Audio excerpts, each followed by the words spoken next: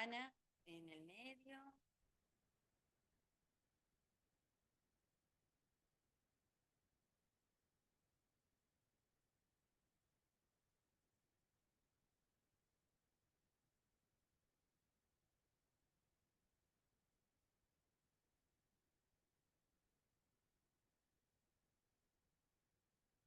Muy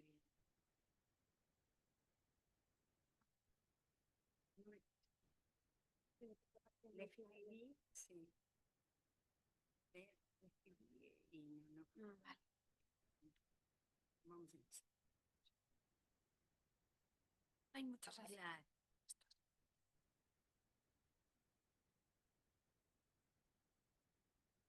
No, no, no.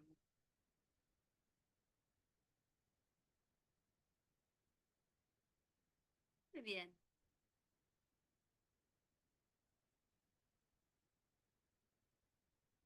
Muy buenas tardes a todos y a todas. Un verdadero honor poder escuchar hoy a la doctora Ana Rodríguez Álvarez. Y además en esta actividad que realizamos en forma virtual con muchos colegas conectados a distancia y con aquellos cuya asistencia realmente vale el doble, que a pesar de la lluvia nos pueden acompañar presencialmente. Este es un tema el que vamos a desarrollar hoy, que es esencial. La verdad es una gran alegría para la Asociación Argentina de Derecho Procesal poder realizar junto con la Asociación de Magistrados y Funcionarios de la Justicia Nacional esta actividad. Hola, ¿ahí se escucha mejor? Bueno, es una verdadera alegría poder tener este encuentro hoy y francamente creo que lo más importante de la actividad va a ser poder escucharla a Ana, una catedrática ya, a pesar de lo joven que parece y que lo es una persona realmente que ha estudiado y se ha dedicado muchísimo a los estudios del derecho procesal en general. Muy bien, entonces Ana, agradecidísimos que puedas compartir este espacio con nosotros y además compartir con tanta generosidad tus conocimientos. También le quiero agradecer a la doctora Carmen Viale la generosa participación como moderadora y también detrás de toda esta actividad está el doctor Ignacio Rebaudi Basavilbaso de la Asociación de Magistrados y Funcionarios y también la doctora Lara Morquicho. Así que mi agradecimiento a todos y voy a colocarme en el público para escuchar atentamente. Muchísimas gracias. Gracias a ti, querida Patricia. No sé si necesitabas. Sí.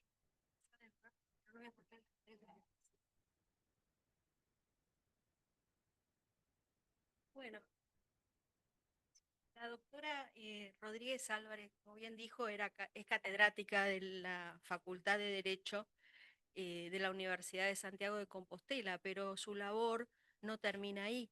Ella, además de haber publicado tres monografías muy importantes sobre perspectiva de género y prueba, como así también una cuestión de género de Rupert Wisberg o la lucha de la igualdad, y también la carga de la prueba en supuestos de discriminación, es una persona que es reconocida internacionalmente por su intervención en diversos eventos, tanto en su país como en México, Brasil, Uruguay, y que además su labor no se acota a la labor docente, sino que también es investigadora y ha participado colaborando en diversos capítulos de libros con otros autores. Yo no los entretengo más y los dejo con ella, que es quien debe desarrollar la temática. Doctora. Muchísimas gracias, Carmen. Muy buenas tardes a todos y a todas. Mis primeras palabras solo pueden ser de agradecimiento, gracias a la Asociación de Magistrados y Funcionarios del Poder Judicial de la Nación, a la Asociación Argentina de Derecho Procesal, a la Escuela de Capacitación Judicial, a mi querida y admirada Patricia Bermejo, muy especialmente, a mi querida amiga también Lara Morquecho por todas sus gestiones y a Carmen por su amable presentación.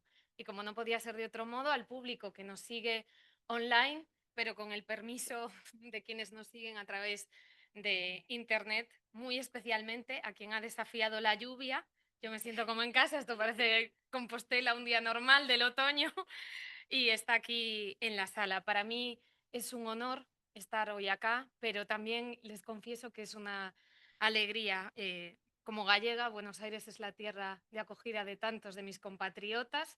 El Río de la Plata lo fue también de mi familia, lo que pasa que acabamos del otro lado, acabamos por la zona de Montevideo y la doctora Morquecho, que ha estado allí hace poco conmigo, puede dar fe del cariño y el agradecimiento que el pueblo gallego siente por el pueblo argentino. Así que doblemente feliz de estar hoy acá con ustedes, compartiendo algunas ideas que espero puedan ser de utilidad, pero que les confieso que siento que estoy siendo poco prudente, ¿no? Ante profesionales de la magistratura, venir a hablar del conocimiento privado del juez. Así que discúlpenme también por el atrevimiento. Las ideas que quiero comentar con ustedes en este rato proceden de un trabajo que realicé y que fue publicado el año pasado en el Anuario de Derecho Probatorio, que es una publicación que les invito a consultar, que se lleva a cabo en el Uruguay, bueno, por políticas con la editora, con Palestra. La mitad del anuario ya está publicado en abierto, la otra mitad será publicado próximamente. Mi trabajo no es de los que fueron en la primera remesa, pero calculamos que en el otoño europeo, la primavera de acá, también pueden acceder a todo este documento sin perjuicio de que quedo a disposición de todos ustedes. Sí, sí. Así. Ay, gracias, Lara, que estás en todo.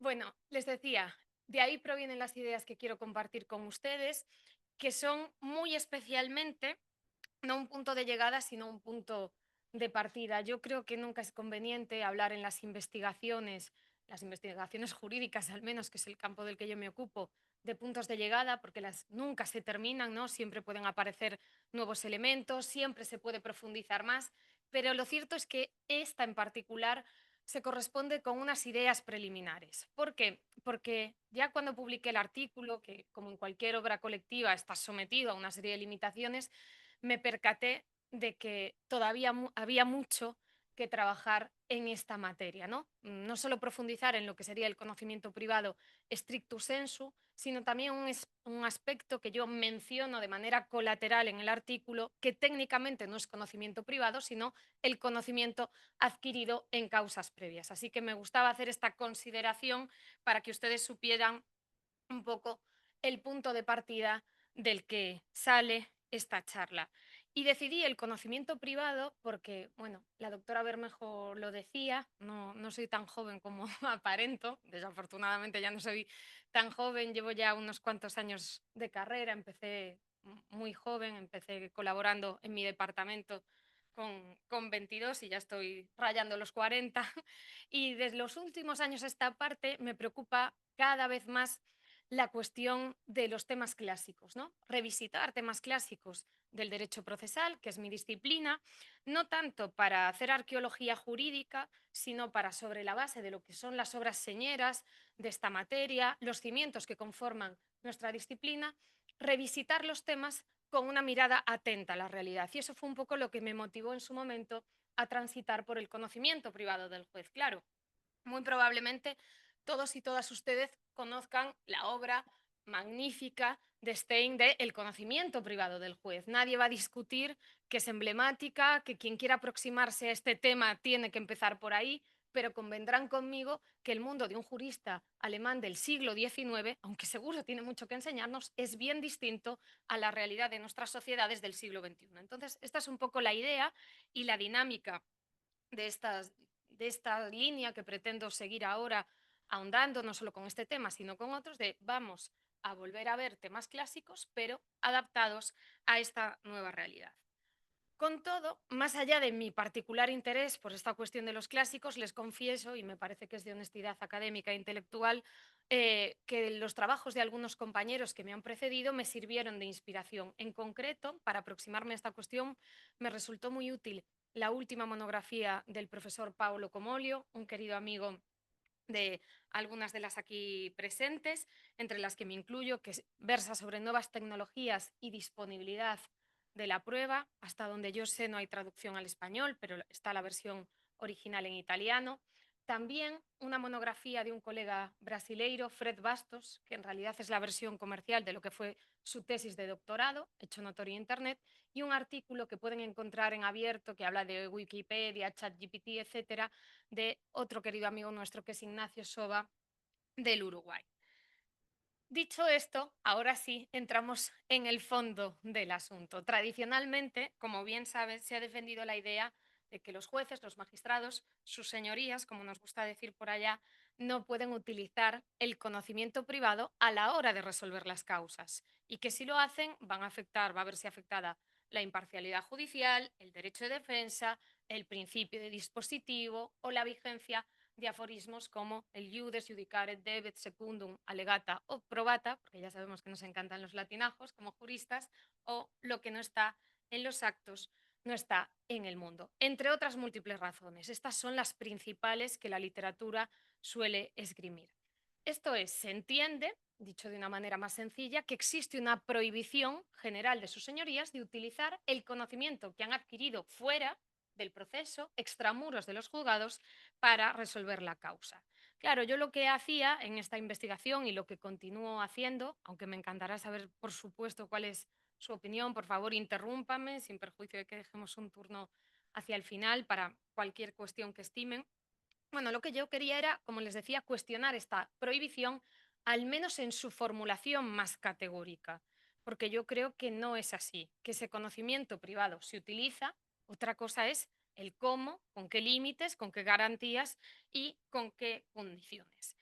Antes de exponerles mis ideas a ese respecto, creo que es importante hacer una taxonomía del conocimiento privado, porque sí que tengo la sensación de que bajo el paraguas de esa expresión, ¿no? Conocimiento privado del juez, se agrupan una serie de elementos que son diferentes y creo que conviene que hagamos, ¿no?, esa distinción en, vale, ¿qué nos encontramos aquí? Y vamos a ir analizando cada una de esas cuestiones. Yo creo que en esta taxonomía del conocimiento privado del juez, con lo primero que nos vamos a encontrar es con lo que yo denomino en mi trabajo los hechos y datos generales.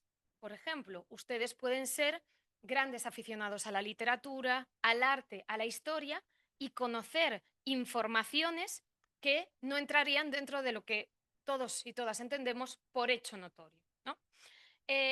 Si se fijan, a la noción de hechos sumo la de datos porque me parece que no todas las informaciones entrarían en la categoría de sucesos. El diccionario de la Real Academia Española distingue entre hecho y dato, pero bueno, más allá de esta distinción, la consecuencia práctica es la misma, que esos hechos y datos generales que sus señorías conocen entran dentro del conocimiento privado del juez. Segundo grupo dentro de la taxonomía, los hechos notorios.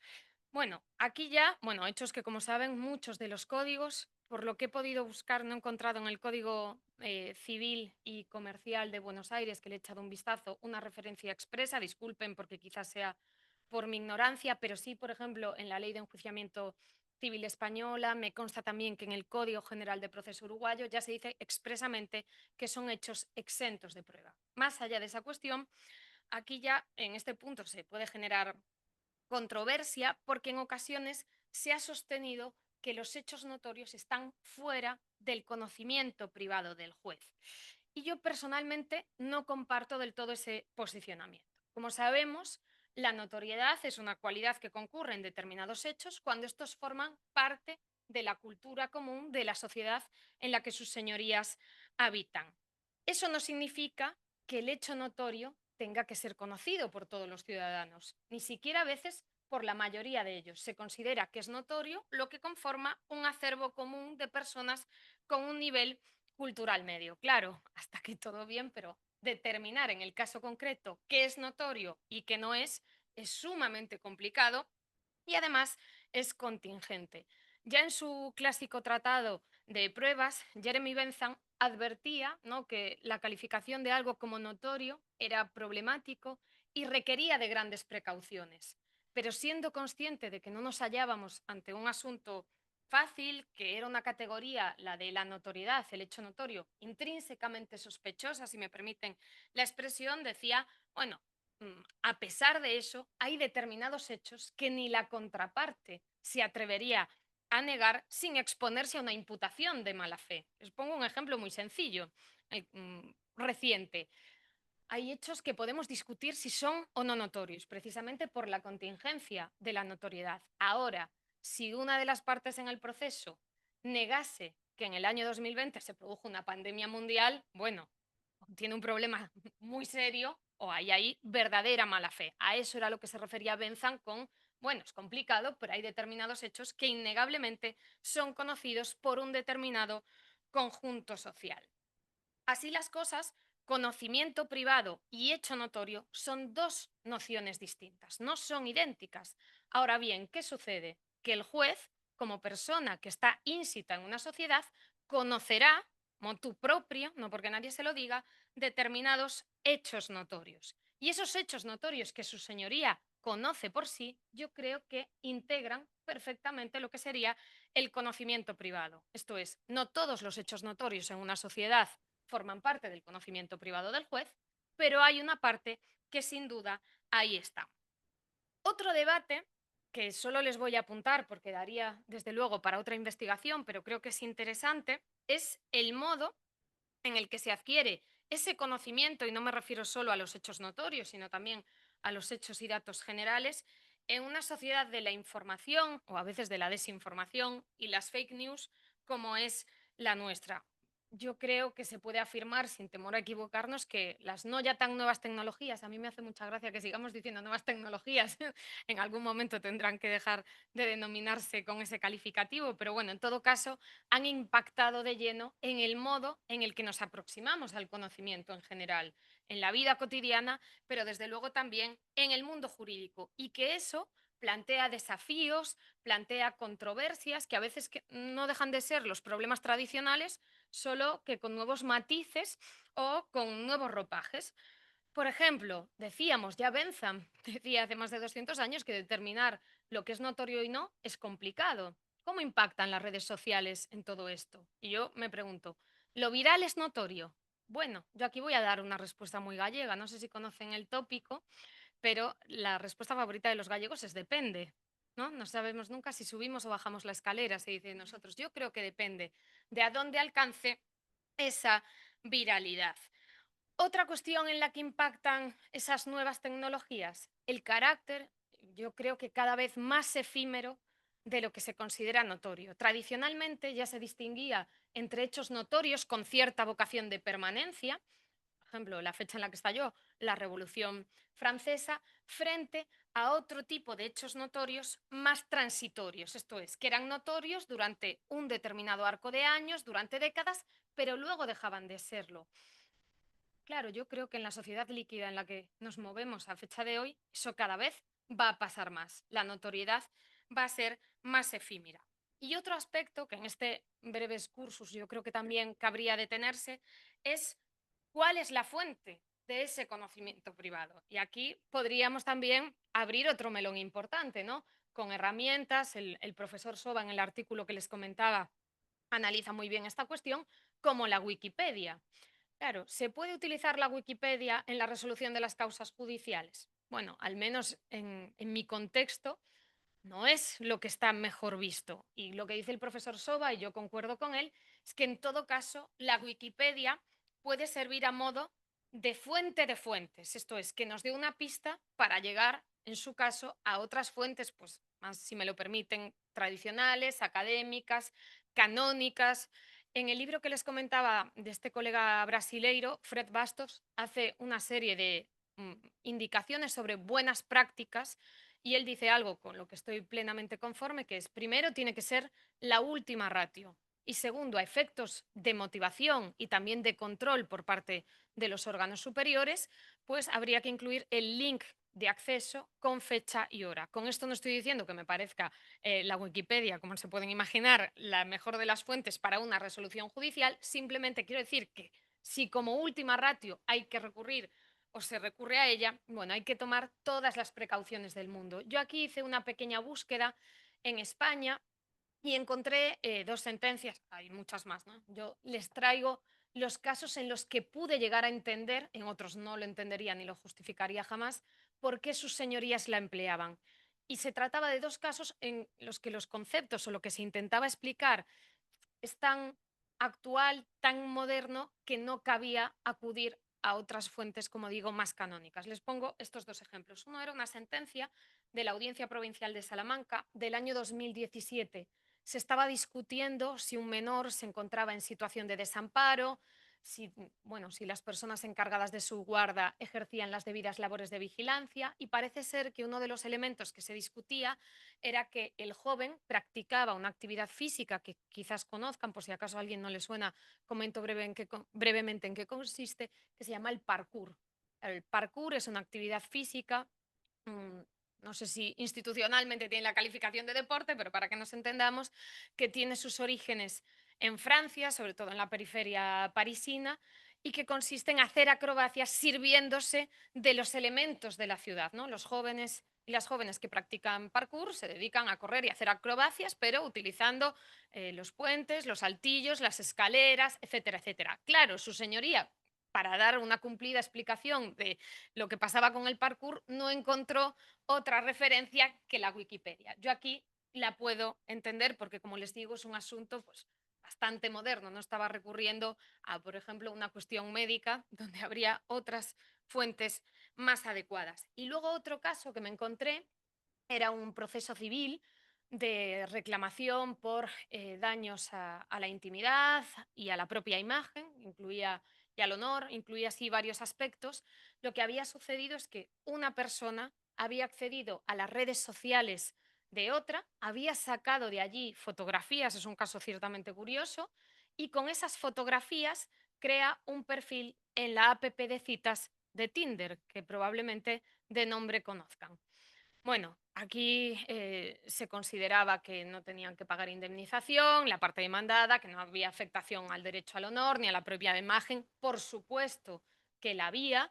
Y el tribunal, para explicar a efectos de motivación qué es la app Tinder, recurre a la Wikipedia. Como pueden ver en estos dos ejemplos, se trata, bueno, de nociones bastante contemporáneas. Cerramos este pequeño paréntesis y volvemos para finalizar la taxonomía. Hemos hablado de hechos y datos generales, hemos hablado de hechos notorios y nos quedan las máximas de experiencia. Y aquí, bueno, pues entra de nuevo en escena Friedrich von Stein, discúlpenme si saben hablar alemán porque mi pronunciación no es la más adecuada, que precisamente yo creo que da una de las definiciones más famosas en el derecho procesal, que es su concepto de máximas de experiencia como definiciones o juicios hipotéticos de contenido general desligados de los hechos concretos que pretenden tener validez para los casos futuros.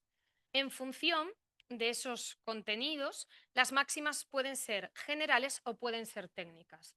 ¿Cuáles serían las máximas de experiencia generales? Aquellas que son conocidas por la mayoría de las personas con una cultura media en una determinada sociedad. Un poco, salvando las distancias, el hecho notorio, ¿no? Hay un acervo común de máximas de experiencia generales.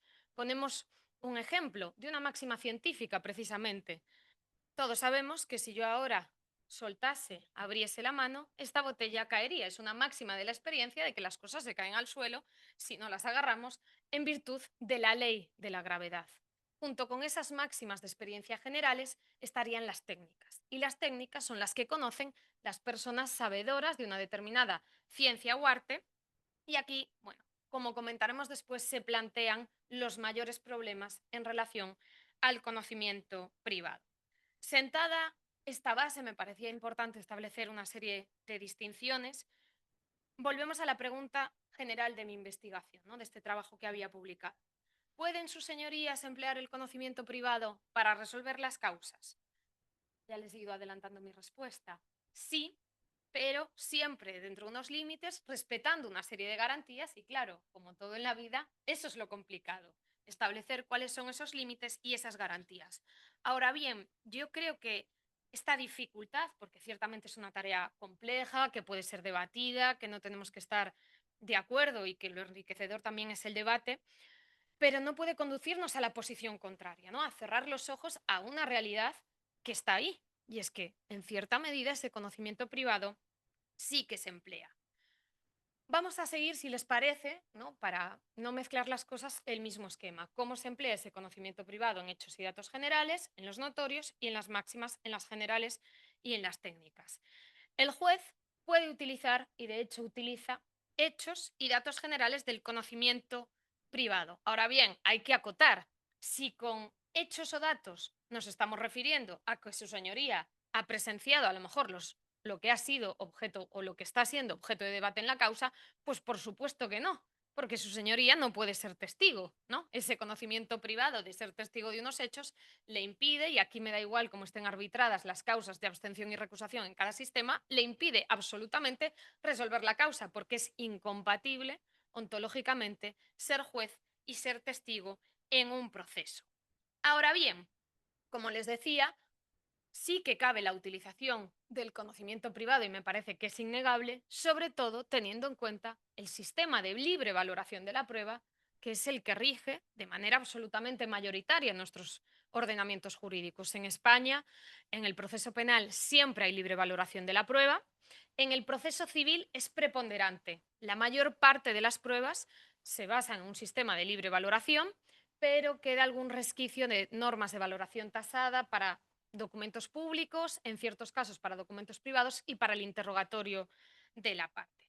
Les pongo un ejemplo de cómo se pueden utilizar esos hechos y datos generales, dejamos de lado los notorios, para resolver una causa, y me voy a basar en un asunto que se resolvió hace años en España en un supuesto, una disputa de derecho de marcas. Tenemos un artista que hace una representación del diablo, del demonio, y lo que se debatía a efectos de registrar la marca era si esa representación era original o no. Este era el debate en el proceso civil.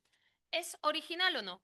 Bueno, en la sentencia que resuelve este asunto ya les aclaro que no se dice si este argumento proviene de la contraparte o proviene de su señoría, ¿vale? Por eso digo, está inspirado, pero no puedo asegurar de que formase parte del conocimiento privado del juez. Pero en todo caso, yo creo que su señoría podría utilizarlo.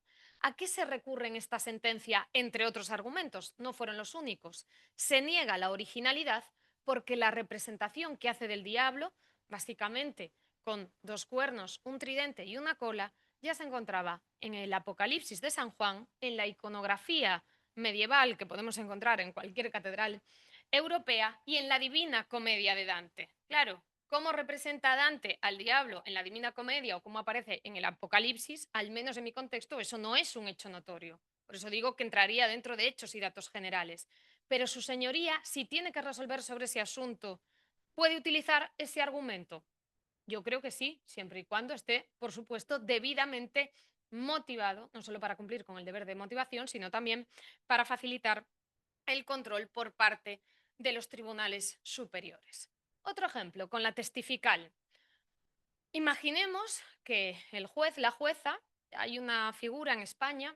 En España tenemos lo que sería el profesorado que se llama de carrera, que son los que nos dedicamos full time a la academia y además tenemos contratos de exclusividad, no se nos permite trabajar fuera de la universidad, pero luego hay una figura que no está siempre en todos los departamentos, pero a veces de lo que se llama el profesor asociado. El profesor asociado no tiene exclusividad, imparte solo unas cuantas horas. Sería como una especie de profesor a tiempo muy parcial. Hay profesores asociados en mi facultad que son jueces. Imaginemos que uno de estos compañeros míos se le presenta dentro de 2 semanas en una causa, por ejemplo, en una causa penal, un testigo que afirma, absolutamente convencido, que el día 14 de agosto entró por la puerta de la Facultad de Derecho de la Universidad de Santiago de Compostela y presenció cómo Lara Morquecho, por ejemplo, estaba cometiendo algún tipo de infracción. ¿Qué sabe su señoría? Su señoría, no porque sea un hecho notorio, sino en virtud de su conocimiento privado que ha adquirido porque es profesor de la Facultad de Derecho de Santiago de Compostela, sabe de manera fehaciente que eso es imposible. ¿Y por qué es imposible? Porque la facultad está cerrada 2 semanas en agosto a cal y canto.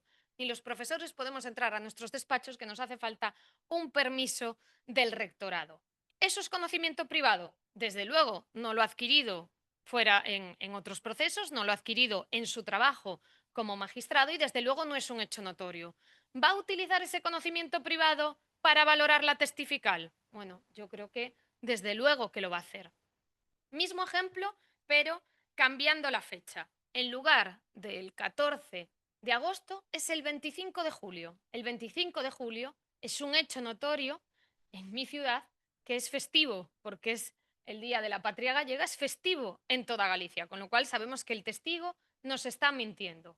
¿No va a utilizar su señoría ese conocimiento privado del hecho notorio para poner en duda la credibilidad del testimonio? Pues sí, y con más razón si cabe que el 14 de agosto, precisamente por la notoriedad de esa información. ¿Y qué es lo que pasa con las máximas de experiencia? Para saber lo que pasa con las máximas de experiencia, deberíamos volver a esa distinción que les comentaba entre máximas generales y máximas técnicas o especializadas por el otro. Las máximas generales, esto es, las que integran ese acervo común cultural y no requieren prueba, se considera, y su señoría puede utilizarla aunque no hayan sido aducidas por las partes. Ya lo decía Calamandrei, ¿no? Que se podía servir sus señorías de las máximas de experiencia y también de los hechos notorios. Y un poco en la misma línea, el profesor Cavalone dice que no hace falta ni siquiera que sean aducidas en el proceso por las partes porque integran precisamente ese ámbito de conocimiento compartido. ¿Hay algún ordenamiento jurídico, por ejemplo, el artículo 375 del Código Procesal Civil brasileiro, que expresamente ya habla de la posibilidad de utilizar esas máximas de la experiencia comunes? Pero claro, hasta aquí más o menos fácil, lo complicado es qué acontece con las máximas técnicas o especializadas. Estas máximas se introducen generalmente a través de la prueba pericial, pero si el juez las conoce por su conocimiento, disculpen por la redundancia, privado, puede emplearlas. Les pongo un ejemplo. Imaginemos que su señoría, antes de haber estudiado Derecho, estudió Medicina. Yo tenía una compañera en la facultad que le pasaba eso. Fue estudiante de Medicina y en un momento dado decide cambiar al mundo del Derecho. Ella trabaja ahora en el ámbito jurídico. Se presenta ante esta persona que ha estudiado Medicina previamente un caso de responsabilidad médica. El perito de la parte demandada dice que la actuación, el resultado dañoso, es absolutamente ajeno a la actuación del facultativo, pero esos años que ha pasado en la Facultad de Medicina le permiten a su señoría poner en duda esta cuestión.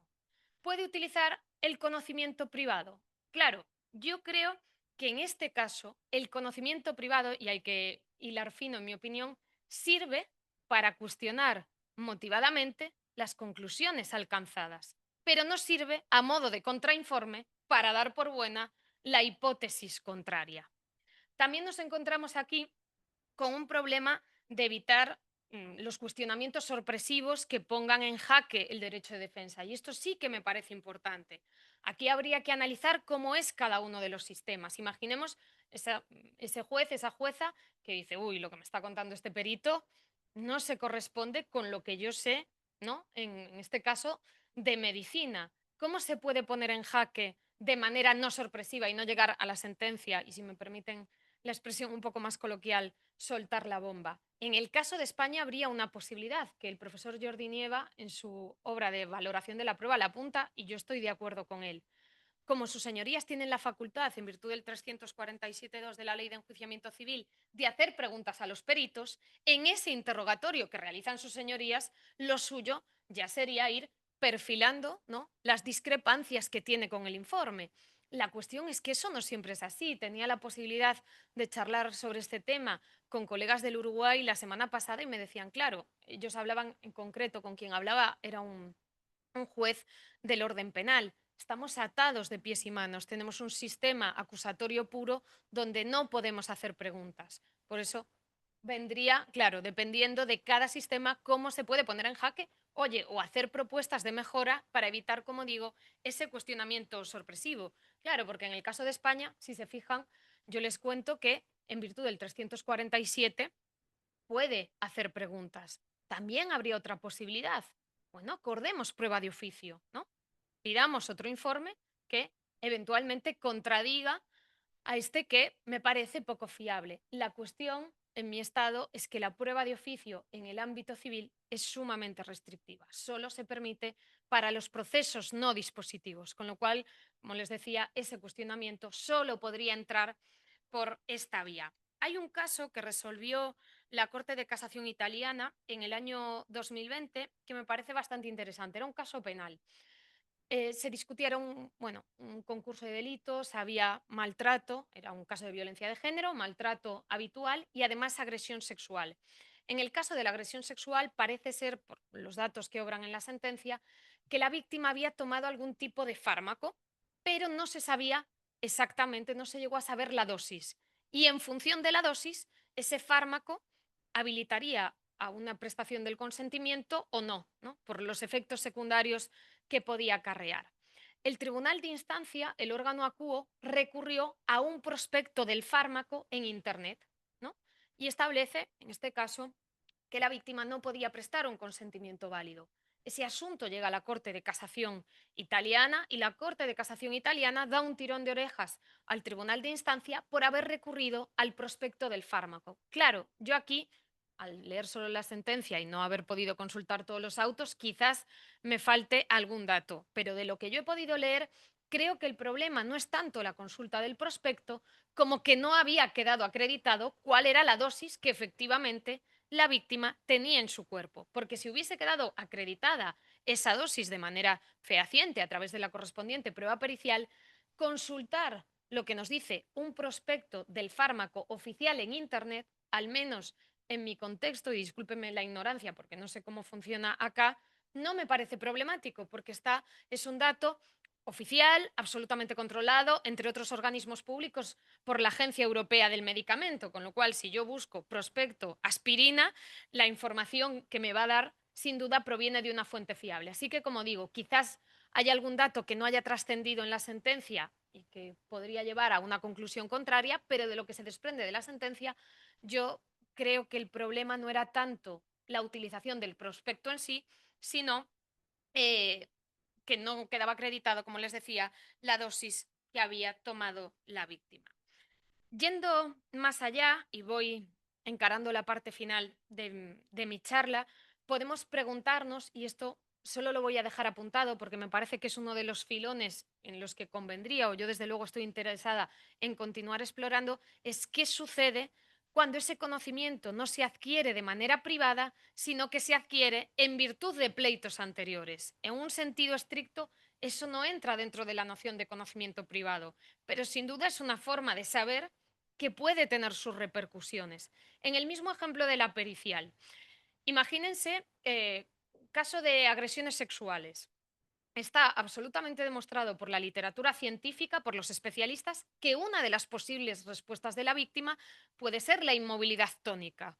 No todas las víctimas reaccionan huyendo o gritando, hay una multiplicidad, tantas reacciones como víctimas, pero una es la inmovilidad tónica, que para que nos entendamos es quedarse paralizados. Imagínense que ustedes son juezas y jueces que han juzgado muchos casos de agresión sexual, saben perfectamente ese dato, son conocedores por las miles de informes periciales que han leído y que han tenido que escuchar y se encuentran delante de un perito que niega, no en el caso concreto, niega la mayor la posibilidad de que una víctima reaccione con inmovilidad tónica. Ese conocimiento que traen ustedes de causas anteriores no se va a utilizar para poner en duda la fiabilidad de ese informe pericial. Claro, de nuevo, es que me parece improbable que no sea así. Y por eso creo que la solución sería la misma que con el conocimiento privado. Dejando a un lado este apunte, sí que me gustaría dejar clarísimo que lo que les he señalado hasta ahora sobre que ese conocimiento se utiliza no me impide reconocer, y creo que lo he repetido varias veces porque me parece importante, que es necesario motivar absolutamente y tratar de que la utilización sea dentro de un marco de sistemas y garantías, lo cual resulta complicado, probablemente, o sea, complicado de perfilar, ¿no? Y ahí está el interés de esta materia y la necesidad de continuar ahondando y también de que nuestros códigos procesales, el español, ya les digo, que no dice absolutamente nada sobre conocimiento privado del juez, ¿no? Es una cuestión que se encuentra en los libros, que se encuentra en las sentencias, ahora les voy a poner algún ejemplo, pero no hay ninguna declaración ni siquiera de mínimos. Yo, en el marco de mi investigación, y ya encaro ahora sí la recta final, quise hacer una indagación jurisprudencial. Entré en la principal base de datos del Estado y dije, bueno, a ver con qué me encuentro de conocimiento privado. Ya les digo, fracasé estrepitosamente, apenas me encontré nada. De lo poco que me encontré, cuando les digo apenas, es una docena de sentencias y buscando con parámetros amplios dentro de los procesos civiles y penales. Me encontré con muy poco. Sí que es cierto que la mayoría de las que me encontré se limitan a decir que no se puede utilizar el conocimiento privado, sin más. Donde se dice algo más, están vinculadas generalmente con la prueba pericial, ahí es donde se encuentra el principal problema. Y sí que me atopé con una de la Audiencia Provincial de Badajoz del año 2016 que me puso muy contenta porque yo ya tenía un poco la intuición que les comentaba de que el conocimiento privado no es una prueba, en el caso de las periciales no es un contrainforme, pero sí sirve para valorar el dictamen. Y la Audiencia Provincial de Badajoz, en una sentencia, la 382/2016, señala esa cuestión. Y luego, y esta es la última, sí que les puedo comentar que tenga algo de intríngulis, por así decirlo, es un caso de la Audiencia Provincial de León, también del año 2016, se ve que fue el único año donde se puso de moda hablar algo de conocimiento privado en la jurisprudencia española, que habla del tema del conocimiento de los idiomas. Y bueno, aunque la realidad española y la argentina es diferente, por lo que sé, la norma de que los documentos extranjeros tienen que ser traducidos también está en su código, en sus códigos de proceso civil y comercial. Para explicarles un poco lo que sucedía en el caso de autos de la Audiencia Provincial de León, tengo que hacer un breve apunte sobre lo que acontece en España con los idiomas cooficiales. En mi estado tenemos un idioma oficial, en todo el estado, en todo el territorio español, que sería el castellano, pero además hay idiomas cooficiales en determinadas comunidades autónomas. Por ejemplo, en Galicia el gallego, el catalán en Cataluña o el euskera en el País Vasco. Ahora bien, en Galicia los idiomas oficiales son español y gallego, no es el vasco. El vasco es el idioma cooficial en el territorio de Euskadi. Este es el dato. ¿Cuál sería la norma? Artículo 144 de la Ley de Enjuiciamiento Civil Española. Ese artículo nos dice, primero, algo que dice también su código, que los documentos extranjeros tienen que traducirse siempre en el proceso. En el caso, como nosotros tenemos además la circunstancia de la cooficialidad de los idiomas, se añade una cuestión. Hay que traducir los de idiomas cooficiales cuando el pleito tenga lugar fuera de la comunidad autónoma. Esto es, si yo tengo el contrato, un contrato de compraventa escrito en gallego y el pleito se está desarrollando en Galicia, yo no tengo que presentar la traducción. Pero si el foro competente es Madrid, ahí tengo que presentar el contrato original en gallego más la traducción. ¿Qué pasaba en este asunto de León? Aquí teníamos un contrato de préstamo redactado en catalán, pero el pleito se estaba desarrollando en la comunidad de Castilla y León. Inexplicablemente, ¿no? Aquí, bueno, probablemente le habrá caído una reclamación de daños y perjuicios al abogado que llevó la causa, no presentó la traducción. Y como no presentó la traducción, perdió el pleito, porque no quedaba acreditado el hecho del contrato, a pesar de que es cierto que tenía derecho a cobrar. ¿Qué hace la Audiencia Provincial de León? Citar, a su vez, y esto con su permiso se lo leo, nada, son 5 líneas, una resolución de la Audiencia Provincial de Madrid donde se habla de los idiomas extranjeros. Y dice, el caso de Madrid era sobre un documento redactado en inglés. Es patente que el conocimiento privado de la lengua inglesa que puedan poseer los miembros del tribunal no puede ser utilizado para la comprobación de tales aspectos, y no solo por ser procesalmente improcedente, al resultar sorpresiva para las partes la interpretación lingüística que pudiéramos alcanzar, sino también por el evidente riesgo de imprecisión al que dicho conocimiento pudiera abocar, especialmente en un ámbito especializado como es el de la terminología jurídico-financiera. Esto es, lo que dice la Audiencia Provincial de Madrid es, tribunal, tú, aunque sepas hablar bien inglés, no puedes emplearlo porque puedes equivocarte en la traducción. Y yo aquí discrepo. Por supuesto que esta circunstancia se puede dar, pero incluso aunque su señoría fuese el mayor conocedor de la lengua inglesa, no lo podría utilizar. ¿Por qué? Porque aquí sí que hay una norma que de manera explícita exige la traducción. Y eso es otra de las tesis que yo defiendo en mi trabajo y es que lo que no puede hacer el conocimiento privado del juez es soslayar lo establecido en una norma jurídica. En el caso de España, imaginemos, hay un juez gallego que está prestando sus servicios, está trabajando en Madrid. Si la ley de enjuiciamiento civil española dice que en Madrid, y lo dice aplicando el precepto, en Madrid el documento tiene que estar traducido, no puede indicar, ah, no, yo como soy gallego, esto no hace falta. Pero no porque no sepa interpretarlo perfectamente, porque si es gallego será bilingüe, sino porque estaría llevando la contraria, contrariando lo dispuesto en una disposición legal. Bueno, termino ahora sí ya. Yo la verdad es que nunca creo en las conclusiones definitivas, ¿no? Sino en las, a mí me gusta llamarlo las conclusiones evolutivas, porque creo que no hay nada más peligroso que cambiar de opinión y creo que una de las cosas buenas de la academia y de actos como este es establecer un diálogo, aprender de los colegas que nos están acompañando, porque eso, bueno, permite afinar los argumentos, descubrir nuevas realidades.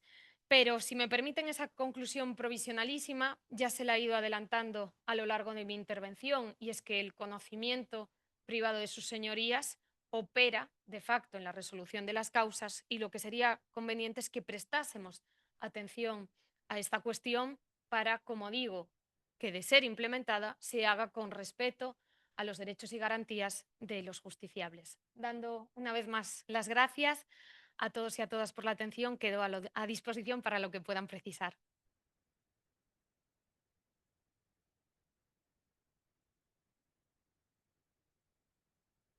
Bueno, ahora nuestra invitada nos permite formular las dudas, consultas, y tanto a los acá presentes que nos están viendo en su infinitas generaciones. Qué bueno, cedo. Sí. Sí. Sí, les decía que bueno, que nuestra invitada nos permite hacerle preguntas acerca de las dudas o comentarios, así que por favor tengan a bien Sí. formularlas. Lo mismo para quienes están online. No sé si hay alguna pregunta de quienes nos acompañan virtualmente. Por ahora no. Por ahora no. Bueno, aquí. A mí, bueno, excelente la exposición. Muchísimas gracias, Ana. Sumamente clara como siempre. En realidad, yo te escuché y hay cosas que comparto y otras a las que no tanto. ¿Por qué? En realidad, cuando uno habla de las máximas de la experiencia o los hechos notorios, más allá de que el autor que se consulte para darle una clasificación, en realidad es un conocimiento compartido por un grupo en determinado lugar. Es decir, quizás es un hecho notorio, determinada costumbre de una comunidad y no sea esa misma costumbre propia de otra comunidad diferente.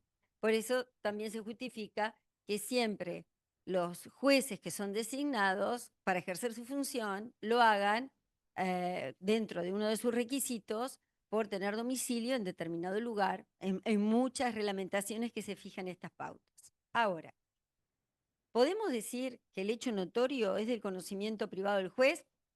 En realidad es propio de cualquier persona el hecho notorio, la máxima de la experiencia y con todas las particularidades que enunciaste.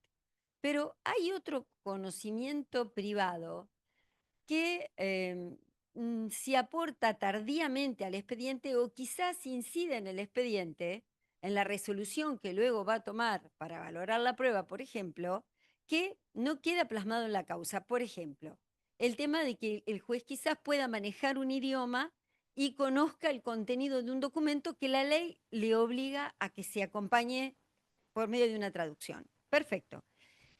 Si la ley obliga, y esto es lo que vos referiste, que ocurre en España, obliga a que haya una traducción, entonces no tiene título de traductor público, no podría acompañarlo a él, y es más, él como juez, figura imparcial que tiene que dictar una decisión, tampoco podría hacer valer el conocimiento que él tiene, porque justamente esa traducción podría dar lugar a impugnaciones. Entonces, no podría el juez ser parte en una incidencia, en un proceso donde él tiene que finalmente decidir, ¿sí? Pero hay situaciones que son todavía más grises, ¿no? Por ejemplo, un juez tiene cierto conocimiento técnico y vos referiste a una persona que puede ser médico y además se recibió de abogado y después supongamos que sea juez. Su conocimiento En la medida que no surja refrendado de alguna constancia que se acompañó al expediente, no se terminaría, es muy difícil, diría, yo lo veo como imposible, que no se vulnere la tutela judicial efectiva, el derecho de defensa de alguna de las partes, si no surge de algún otro aporte del propio expediente. Es decir, supongamos que determinadas características de una fractura de un hueso. Bien, tiene que estar el dictamen médico, la pericia médica que diga cuáles son los efectos. Más allá del convencimiento que pueda tener el juez, porque quizás él tuvo una fractura, sin ser médico, tuvo una fractura de ese tipo. Es decir, todo el conocimiento que practica el juez tiene que ser de constancias que se acompañaron al expediente. Si no, sería muy complicado tener un pleno reaseguro del respeto del derecho de defensa. Estoy pensando ahora en Brasil y en el artículo 10 de evitar sorpresas procesales. Tampoco el juez podría incorporar al momento de decidir un elemento, por más que lo haya sacado de Google Maps, si no le dio antes la oportunidad a las partes de poder expedirse sobre la pieza que va a considerar. Entonces, ¿no es muchísimo más complicado? Y acá va la pregunta, lamento esta introducción tan larga.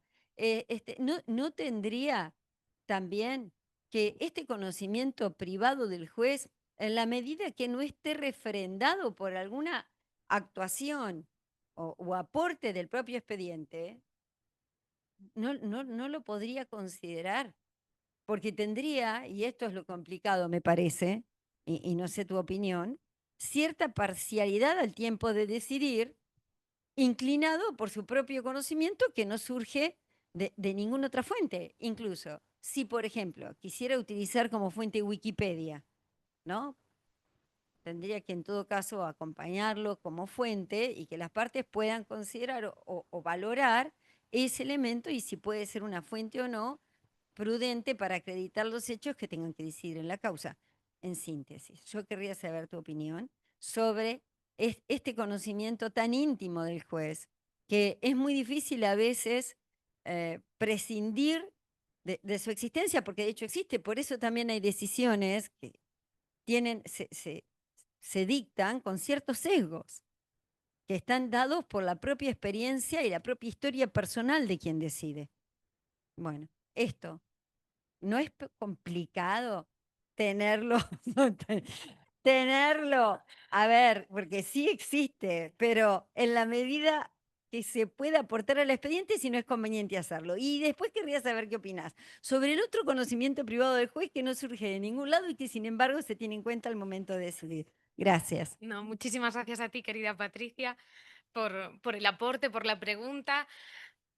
Claro, es que yo creo que eso es lo bonito de este tema, que es muy complicado, ¿no? Y que plantea muchos dilemas y muchas zonas grises. Yo misma por eso al principio decía, soy consciente, ¿no? Cuando me encargaron, bueno, este tema, el tema lo decidí yo, ¿no? Pero había una limitación de espacio de que esto da para muchísimo más.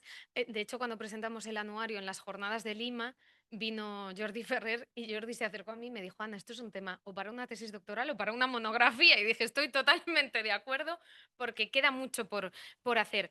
Con respecto al hecho notorio, allí quizás, disculpadme si no me expliqué bien, yo de la idea de la que parto es que son dos cuestiones diferenciadas, que hay hechos notorios que no forman parte del conocimiento privado del juez, porque su señoría no tiene que conocer todos, pero otros sí. En todo caso, la exención de prueba se aplica, los conozca su señoría o no.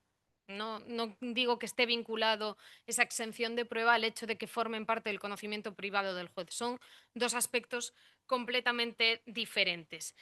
Con respecto, es que fui apuntando por aquí, hablabas de evitar sorpresas. Desde luego, y por eso yo creo que lo interesante sería o utilizar los mecanismos existentes o arbitrar otros para que no sea sorpresivo y se encuentren con ese dato en la sentencia. Por ejemplo, en el caso de las periciales, lo que comentaba, la facultad de su señoría de interrogar, ahí ya puede poner en un brete, en un compromiso al testigo, haciéndole una pregunta directa, diciéndole, oiga, no me cuadra esta información porque ta, ta, ta y ta.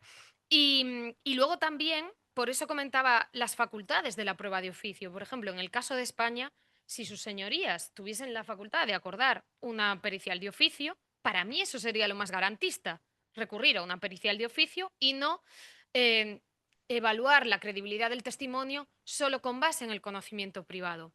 Pero en relación a ese escenario que planteabas, Patricia, claro, imagínate el caso de la testifical del 14 de agosto, ¿no? De ese profesor, de ese juez que es profesor en mi facultad.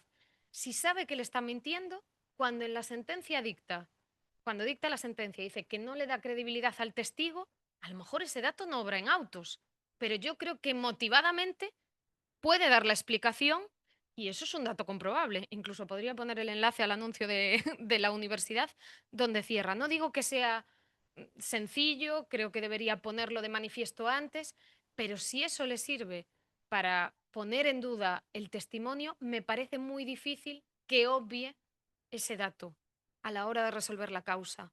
Y de por bueno que a lo mejor el testigo sí que entró, cuando sabe, con base en ese conocimiento privado, que eso es absolutamente imposible. Otra cuestión será la cuestión de la motivación. Claro, él no puede decir no le doy credibilidad a que el testigo entró el 14 de agosto. Tendrá que explicar detalladamente el porqué y allá donde se... Sí, sí. Ah, Te quería interrumpir. En el ejemplo que vos pusiste, si él sabía que el 14 de agosto estaba cerrada la facultad o la universidad y que esa persona no pudo haber ingresado, le tiene que decir por qué para que dé la oportunidad de explicar que quizás estaba cerrado porque había vacaciones, pero fue abierta por una claro, situación especial. Quizás puede haber una explicación. El tema es, a ver, porque cuando uno ve cómo está regulado, aún en la mm, misma ley de enjuiciamiento civil española, todo el tema de la producción de pruebas es como muy lineal. Es sí. decir, hay una oportunidad para ofrecerla, hay una oportunidad para ordenar la producción, hay una oportunidad para producirla. Y acá puede haber un, que podemos llamarlo, diálogo de pruebas. Mm.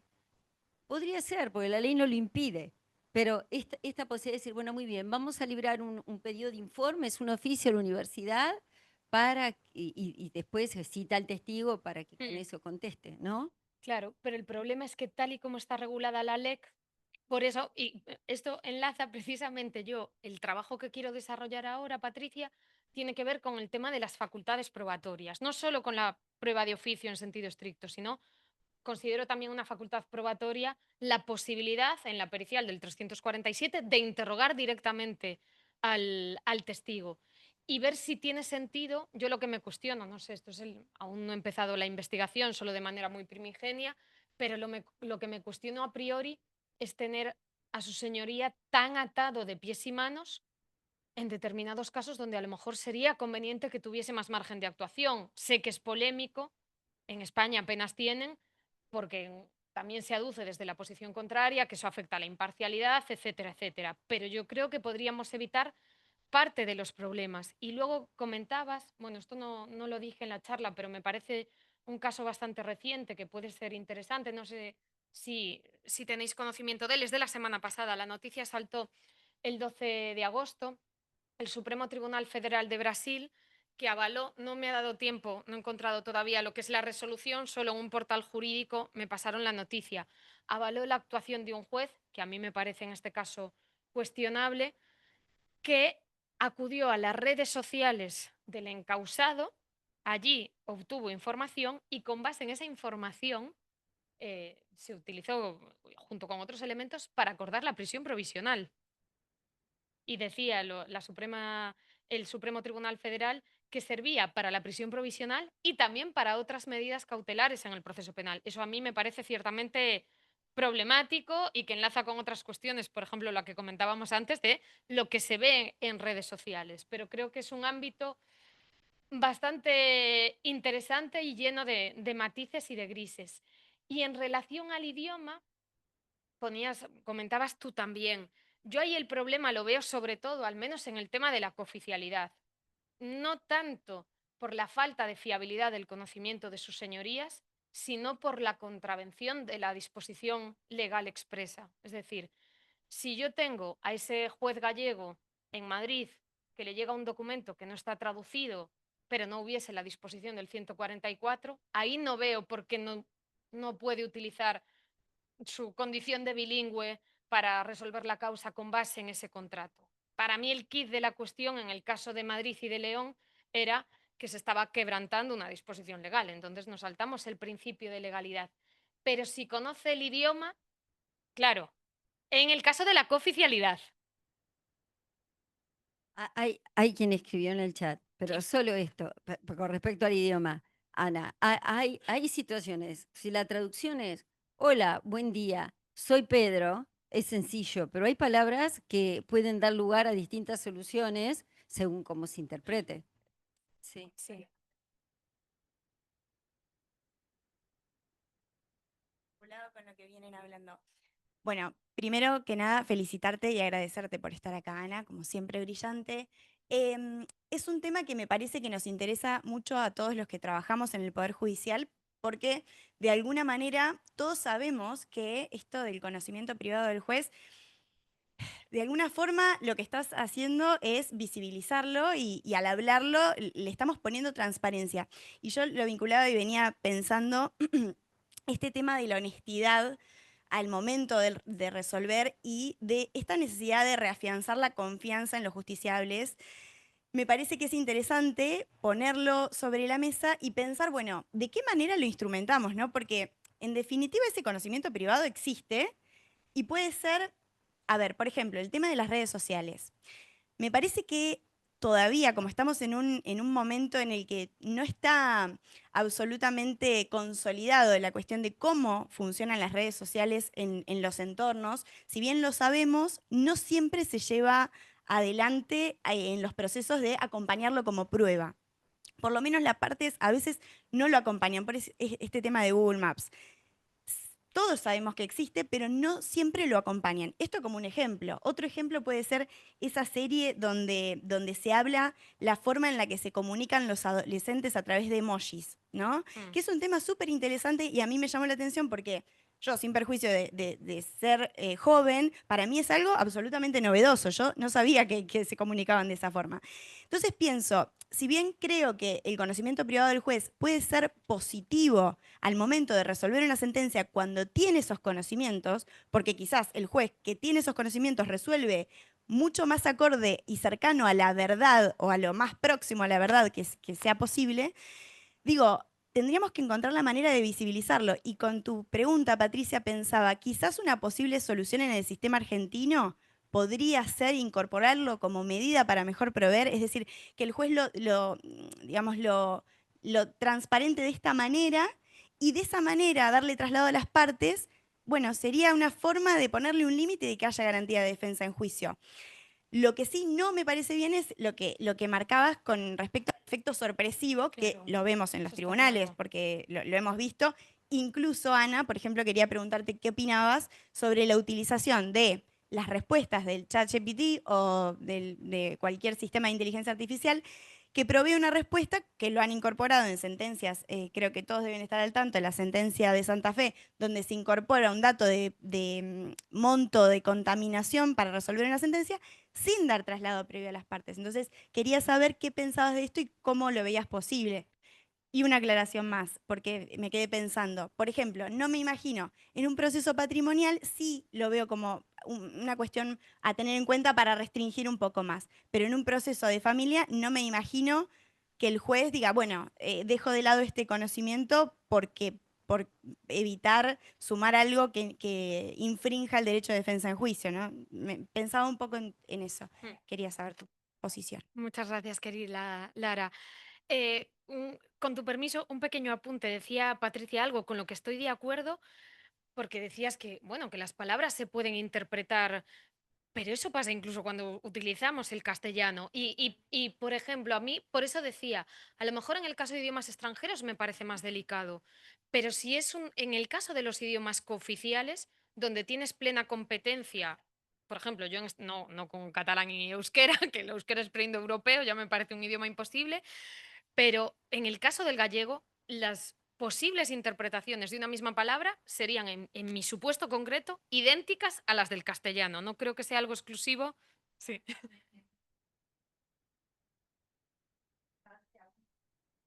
Claro. Si tengo dos Perdón.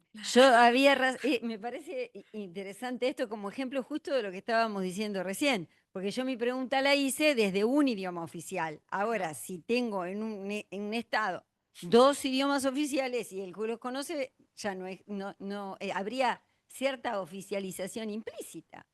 Es más, no debiera poder ser juez si no conoce los 2 idiomas oficiales. Claro, Y ni te digo en Sudáfrica que tienen 11. pero la cuestión, por ejemplo, era lo que os comentaba, que si ese juez gallego está en Madrid, le tienen que presentar las traducciones igual, por mucho que sepa gallego. Eh, sí. El tema de las traducciones no es tan bien importante para las partes, porque el hecho que el juez sea gallego y pueda leer el contrato en ese idioma impide que por ahí el abogado de alguna de las partes pueda controlarlo porque no sabe el idioma. No sé, se me ocurre la posibilidad. Yo también vivo en un país que tiene un solo idioma oficial. Bueno, la verdad, el tema de la cooficialidad da para cuestiones muy interesantes. Claro, aquí está por una parte, por supuesto, el derecho de defensa, que es sacrosanto, pero luego también el derecho de las personas a utilizar los idiomas oficiales. El sistema que se arbitra, imaginaos que yo fuese abogada en ejercicio en Galicia. No puedo, como os decía, por el contrato de exclusividad, pero que ejerzo. Yo tengo derecho a presentar ese contrato sin traducción o a presentar incluso el escrito iniciador, la demanda en gallego. Estoy amparada no solo por la ley de enjuiciamiento civil, sino por la ley orgánica del Poder Judicial. Y puedes decir, muy bien pensado, oye Ana, ¿y si el demandado es de Madrid? ¿Qué sucede? Claro, pero ahí hay un sistema donde es el propio Poder Judicial el que tiene que facilitar la traducción. Es decir, no se va a ver afectado el derecho de defensa. Pero a la otra parte en el caso de que solo a la otra parte, en el caso de que no conozca el idioma y la pida, pero tú no le puedes pedir al abogado que no le puedes obligar porque la ley lo ampara al derecho del uso de su idioma cooficial. Lo mismo pasa con los interrogatorios, por si alguien se está haciendo la pregunta.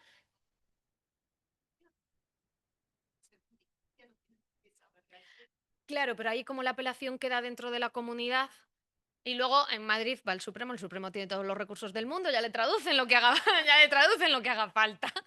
Em, Podéis pensar, oye, ¿y qué pasa en los interrogatorios? Ahí depende de cada abogado. Yo conozco abogados que aunque emplean el gallego en tribunales, si el colega que tienen enfrente es de otro lugar, cambian sin ningún problema y dicen, bueno, por deferencia al colega que viene de fuera, cambio. Ahora, si alguien no quiere, lo que se hace es habilitar generalmente a uno de los de la oficina judicial, a uno de los trabajadores de la oficina judicial y va a hacer el traductor. Ya os digo que esta no es la realidad, al menos en Galicia, no sé en otros contextos. En Galicia, yo todos los casos que conozco, los letrados, si tienen a un colega que es de fuera, cambian.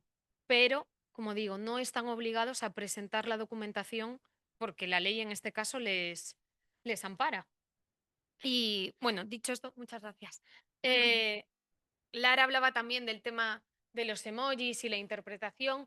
Yo, precisamente, esto sería tema para otra conferencia, no sé si lo comenté alguna vez con Patricia, Lara sé que le consta. Yo escribí hace años un artículo sobre el uso de los emojis como prueba. Está en abierto en la red, si os interesa ponéis Rodríguez Álvarez emojis prueba. Ah, vale, no sabía.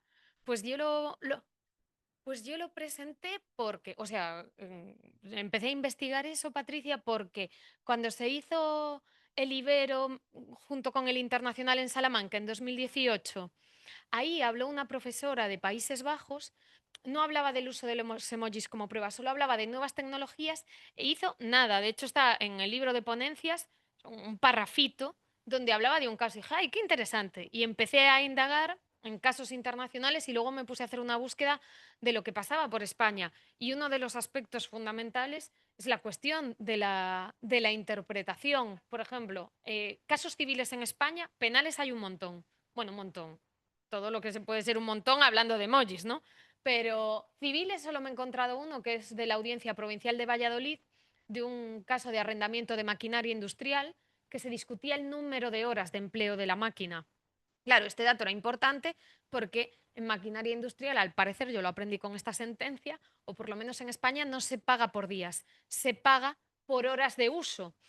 Y la prueba que tenía quien acabó siendo la parte demandante era que le dice al futuro demandado, horas totales 272. ¿Qué contesta quien había alquilado la máquina y futuro demandado? Efectivamente, el thumbs up, el pulgar hacia arriba, y entonces ahí surgió el debate de si estaba dando su conformidad o no. Y el de primera instancia hizo caso omiso al emoji y, sin embargo, la Audiencia Provincial de Valladolid dijo no, el uso común de ese emoji es una muestra de acuerdo, de estar conforme, con lo cual esta persona dio la conformidad.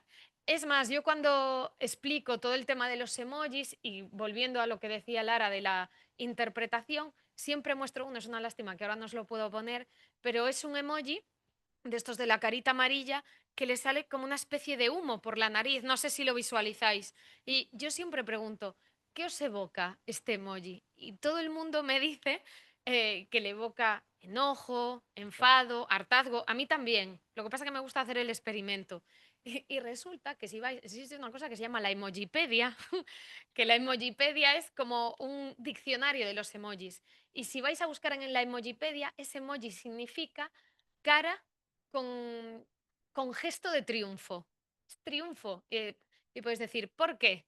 Porque los emojis fueron ideados en Japón y para la cultura japonesa eso es una muestra como de triunfo. Con lo cual, problema de interpretación, si eso llega a los tribunales, alguien pues, que lo emplee en sentido estricto y otra persona, a lo mejor con códigos más de la cultura occidental, como podemos ser nosotros, que entendería que es un enojo. Lara hablaba de algo que me parece muy importante, visibilizar, ¿no? Porque creo que decir que el conocimiento privado no se usa en ningún caso es negar lo que es una realidad patente, al menos yo soy atrevida, pero no tanto para hablar de realidades que desconozco, pero al menos en la realidad española. Hablabas de las diligencias de mejor proveer. Claro, aquí de nuevo volvemos a cómo está regulada la ley de enjuiciamiento civil. En la ley de 1881, que fue la que rigió hasta el año 2001, existían las diligencias de mejor proveer. Esa sería una vía fantástica precisamente en aras del derecho de defensa y evitar la sorpresa. Problema que lo que ahora se llaman diligencias finales no es el trasunto de las diligencias de mejor proveer, sino unas diligencias al final del pleito, pero muchísimo más restrictivas. Por eso yo creo que a lo mejor en el caso de España es necesaria una visión como más holística, ya no solo del conocimiento privado del juez, sino cambiar determinadas cosas del sistema para una adaptación más acorde con la realidad de nuestros tribunales. Y hablabas también del chat GPT. Claro, a mí la duda que me surge con chat GPT es la misma que con la Wikipedia. ¿Cuál es la fiabilidad de esa información? Más allá de la cuestión del conocimiento privado, ¿cuál es la fiabilidad? Yo, que sabes que soy un poco reacia a la inteligencia artificial, seguro que tiene muchas buenísimas cosas que ofrecernos y seguro que mi posición está sesgada por mi impericia para manejarla. Me genera dudas, porque ya te digo, más allá del uso del conocimiento privado, no sé si es fiable. Y os voy a poner un ejemplo muy prosaico que me pasó este año de cómo descubrí, yo ya lo sospechaba, no tenía pruebas, pero tampoco dudas, de que parte de mi alumnado utilizaba el chat GPT para resolver los casos prácticos, pero me quedó clarísimo. Cuando estaba explicando recursos, yo les insisto muchísimo, porque es un tema importante, en la cuestión de la valoración de la prueba en segunda instancia y en casación, en si los tribunales de segunda instancia de apelación pueden realizar una valoración diferente a la valoración que hizo el órgano acuo. El sistema en España es el siguiente. Bueno, el órgano acuo, por supuesto, dentro de los márgenes, libre valoración de la prueba, con las excepciones que comentaba. En casación es muy restrictivo, creo que aquí, si no estoy equivocada, es igual. El órgano de casación no es una tercera instancia, con lo cual la valoración se mantiene y dice el Tribunal Español, salvo que sea ilógica, arbitraria o irracional. No basta la mera disconformidad con la valoración, tiene que tener alguno de estos calificativos. Sin embargo, en España hubo un debate muy interesante en el tránsito de la ley de 1881 a la ley del 2000 sobre qué podía hacer el Tribunal de Apelación, si podía subvertir la valoración de instancia. Ese debate no existía en la ley de 1881 porque el proceso era escrito en las dos versiones, por así decirlo, con lo cual decía, el material del órgano de apelación es el mismo. Pero claro, aquí ahora ya no es así. Bueno, aquí en España ya no es así porque falta la inmediación. Esto es, el órgano acuo escucha al testigo, pero el Tribunal de Apelación no. Sin embargo, ese debate se zanja a día de hoy con que el Tribunal de Apelación puede hacer una valoración distinta, siempre que lo motive, con independencia de que haya sido muy lógica y muy racional la de primera instancia. Insisto, hasta la saciedad. Cuando voy a corregir esos casos prácticos, todo el mundo me dice, pregunto en apelación, y vamos, una cantidad de respuestas, y a mí me llamó la atención sobre todo con el alumnado que asistía con regularidad a clase, me decía que no, que el Tribunal de Apelación solo si era, aplicaba el criterio del Supremo, no el criterio de las audiencias provinciales. A partir de ahí descubrí que era por ChatGPT, porque dije, voy a hacerle la pregunta a ChatGPT. Y de hecho se lo dije, le dije, ojo, ya he descubierto que utilizáis ChatGPT, que sepáis que se equivoca y tenéis mal el caso práctico. Así que bueno, esta pequeña anécdota para comentar que me parece que es una fuente muy, muy poco fiable y que tantas o más precauciones habría que tomar con ella como con la Wikipedia, en el sentido de que a lo mejor nos puede ofrecer un dato como fuente de fuentes, pero no como fuente directa de la información. Muchas gracias, Lara. Sí, Mm. perdón. ¿Qué tal? ¿Cómo le va? Yo le explico, yo soy un abogado litigante, no soy miembro de la función judicial, pero mi comentario es que está relacionado que precisamente el ChatGPT y otras herramientas de inteligencia artificial utilizan el algoritmo. Y el algoritmo usualmente va orientando las posibles respuestas que te busque de acuerdo a lo que vos ya preguntaste. Entonces, también implicará que no se puede decir que sea de total fiabilidad, porque evidentemente puede tener un sesgo, digamos, en relación a contestarte de una forma o de otra. Pero en relación a lo que usted planteó en su charla sobre, digamos, cuál es digamos, el conocimiento privado que tienen los jueces al dictar la sentencia, también tiene que ver mucho en qué momento lo está utilizando. Porque, por ejemplo, hay consideraciones previas, lo que antes se llamaba los considerando de la sentencia, en el cual el juez puede, digamos, ir utilizando su máxima de experiencia o cualquiera de estas diversas categorías que usted dijo, pero cuando son las cuestiones que van a ser los que van a fundar la sentencia, ahí se puede llegar a complicar, digamos, si el juez utiliza digamos, una terminología de su propio conocimiento, por un conocimiento familiar, por su propia experiencia o porque tenga otros conocimientos de otras materias. Pero nosotros, por ejemplo, en el caso, yo soy del interior, de una provincia que se llama Jujuy, que es límite con Bolivia y con Chile. Hace muy poco se cambió el Código Procesal Civil y los jueces tienen que dictar la sentencia oralmente en el momento final de la sentencia. No solamente los considerandos, sino también la valoración que han hecho de todo el procedimiento y también la sentencia, o sea, la parte resolutiva de la sentencia. O sea, todo eso ahora es motivo, digamos, en un momento final del juicio y que inclusive también queda grabado. En consecuencia, digamos, no se podría, digamos, las partes decir, bueno, no fui entendiendo porque precisamente el relato, porque muchas veces pasaba que por ahí los jueces en otros fueros, no tanto en el civil, pero en otros fueros, dictaban solo la parte resolutiva y tenían unas 2 semanas, digamos, para hacer los fundamentos, digamos, escritos de su sentencia. En cambio, hoy por hoy, con este cambio que se hizo en nuestro sistema judicial local, esto cambia todo, trastoca todo, digamos, y posiblemente las partes sí se pueden llegar a sorprender, digamos, con alguna consideración, pero también tienen la posibilidad de, inclusive en la misma sentencia, de pedir explicaciones y reformular, digamos, partes de lo que el miembro del tribunal, que no son tribunal, ahora son jueces de Cámara Civil, jueces individuales, tienen que hacerlo, digamos. Y es todo un proceso, ¿no? O sea, parece fácil, pero yo he visto sentencias que están saliendo actualmente que los jueces tienen que tener un bagaje de toda la información y tienen que explicarlo oralmente antes de dictar la sentencia. Muchísimas gracias. Disculpa, que no sé cuál es tu nombre. Lucio, de Elucio. Jujuy. Pues muchísimas gracias por tu aporte. Me surge una duda, disculpa mi desconocimiento. Bueno, aparte de que me parece, creo que hay en causas que el dictado, entiendo que es justo en la misma audiencia, termina la audiencia y dicta la sentencia. Sí. En algunas causas civiles me parece ciertamente complicado. No sé si tiene la posibilidad de posponerlo. Y luego mi pregunta, Lucio, es, dicta esa sentencia in voce con la fundamentación y si una de las partes, imagínate, le dice, oye, no me queda claro o fundamentame este conocimiento privado, ¿luego se documenta o queda simplemente grabada? No, queda grabada y la traducción, o sea, de la filmación se va formulando el texto de la sentencia, digamos. Claro, entonces yo ahí creo que el problema del carácter sorpresivo y de la afectación al derecho de defensa un poco sería el mismo, porque te encuentras, no es que digas adelanta y luego cabe un matiz en la medida en que queda, o sea, ya definitivamente fijada la sentencia, por así decirlo. Es cierto que a lo mejor lo tiene delante y puede preguntar, pero la afectación al derecho de defensa la Lo veo que más o pasa es menos que igual. tenemos una audiencia preliminar, ¿no? En el cual ya el juez fija los puntos de, digamos, estas cuestiones, las cuestiones que van a ser las que tienen a que desarrollar, digamos.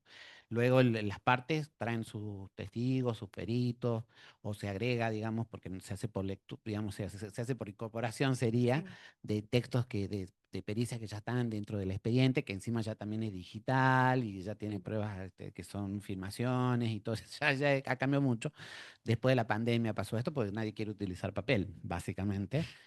Nosotros tenemos el sistema procesal oral hace muchísimos años. El código SNOPE, que se llamaba así, es de 1948. O sea, nosotros los juicios orales ya lo teníamos muchísimo antes que en Nación y en otras provincias. Pero también era por el hecho mismo que Jujuy es una provincia muy pequeña, digamos, en proporción, digamos, no era tan grande, digamos, no es la ciudad, no es la provincia más grande de Jujuy, de Argentina, para nada, es una de las más pequeñas. Y bueno, esto se había dado así. Tenías un sistema escrito, medio escrito, medio oral, y el ordinario era oral, todo oral, digamos. Entonces, bueno, por el tema de la aplicación de estas nuevas tecnologías informáticas, de grabaciones, filmaciones y qué sé yo, se ha ido pasando hacia eso, ¿no es cierto? Pero como te digo, las pruebas, o sea, las cuestiones, o sea, las preguntas que el juez va a tener que responder al momento de dictar sentencia, ya la conocen con antemano, digamos, desde antes de la audiencia. La audiencia llegan a contestar esas preguntas de acuerdo a los elementos que las partes probaron, digamos, durante el desarrollo de la audiencia, que es oral, y como te digo, el juez dicta todo oralmente, digamos, o sea que básicamente yo entiendo que no hay sorpresas, digamos, sí digamos, el elemento que el juez puede aportar, pero como decía la doctora Bermejo, hay muchas cosas que por ahí los jueces tienen también su experiencia, de lo que nosotros decimos, el juez ya olfatea, digamos, como para dónde va la situación. Y prácticamente los abogados, nosotros los litigantes, digamos, no cuestionamos la posición o el conocimiento, porque implica también que el juez tiene un conocimiento, una formación, digamos, y también de la práctica, ¿no es cierto?, de tribunales, lo hace, digamos, conocer ciertos elementos. Nosotros no cuestionamos el conocimiento que el juez pueda tener, porque precisamente tiene una mayor o más vasta la experiencia que puede llegar a tener un abogado. Puede haber abogados muy especialistas, y qué sé yo, pero también es verdad que hay jueces que son muy formados, digamos, entonces, bueno, no se lo cuestiona. Los abogados litigantes no cuestionamos la opinión del juez en estos puntos. Obviamente sin llegar a las irracionalidades, que diga, bueno, no, a mí me parece que no. No, bueno, no, ¿por qué? Digamos, siempre y cuando responda por qué él considera o por cuál es su conocimiento, sea familiar, sea hasta, por ejemplo, si es un juez que tiene fincas y a la larga es agropecuario también, aunque está prohibido han tenido problemas un juez hace poco por ese tema, no pueden dedicarse a otra actividad. No. Sí, sí, pero no, pero bueno, básicamente es eso, está simplificado. Sí, hay preguntas por Zoom y el tiempo vuela. ¿Por qué no la lees, Carmen? Gracias, Lucio. Sí, ¿Por qué no la lees, Carmen? Y podemos ya ir cerrando abrir. la Yo actividad. creo que va a ser más cómodo abrir, Carmen, ahí.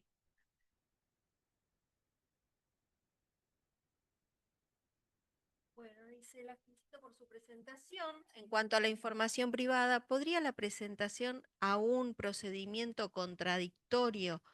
¿Podría la presentación a un, a ver, perdón. Vamos a verlo bien. Discúlpenme, pero no se ve bien.